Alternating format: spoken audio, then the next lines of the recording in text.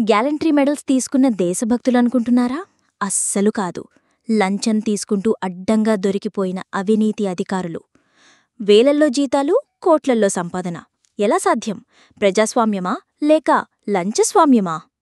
Birth certificate కావాలన్నా, ration card, caste certificate, pension, scholarship ఇలా ఏది కావాలన్నా, విద్య, వైద్యం, వ్యవసాయం ఏ పథకానికి అప్లై చెయ్యాలన్నా, చిన్న రోజుకూలి నుంచి వ్యాపారవేత్త వరకు, రైతులు, సామాన్యులు ప్రతిరోజూ తినాలన్నా, బతకాలన్నా, పని చేసుకోవాలన్నా, బ్రతికుండాలన్నా, చివరికి శ్మశానంలో తగలబెట్టాలన్నా ప్రతి దానికి లంచం, ప్రతి చోటా లంచం. బ్రిటిష్ కాలంలో కూడా కప్పమే కట్టాం కాని లంచమివ్వలేదు. ఇప్పుడు office clerk, traffic constable, attender, చిన్న గుమస్తా స్థాయి నుంచి పెద్ద పెద్ద పోస్టుల్లో ఉన్న అధికారుల వరకు ప్రతిచోటా లంచం. చివరికి దండం పెట్టుకుందామని గుడికిపోయినా లంచమివ్వాల్సిందే.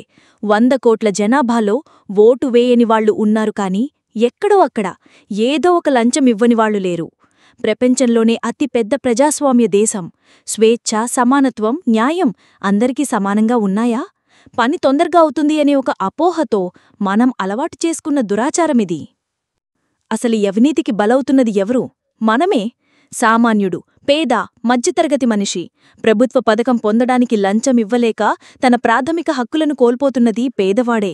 లంచం కారణంగా నాణ్యతలేని రోడ్లు, భవనాలు, మౌలిక వసతులు పొందలేక తన పన్నుల సొమ్ము వృధా అవుతున్నది సామాన్య పౌరుడిదే. ప్రతిభ ఉన్నా ఉద్యోగంలోనూ, విద్యాసంస్థల్లోనూ సీటు లభించక లంచమివ్వలేని నిస్సహాయ స్థితిలో ఉన్నది యువదే. నెలంతా కష్టపడి సంపాదించిన రూపాయిని ఒక పనికోసం ఎవడో దరిద్రుడికి లంచంగా ఇవ్వాల్సి వచ్చినప్పుడు పడే బాధ కనీసం కుటుంబంతో కూడా చెప్పుకోలేనిది. ఇకపై మౌనం వీడదాం.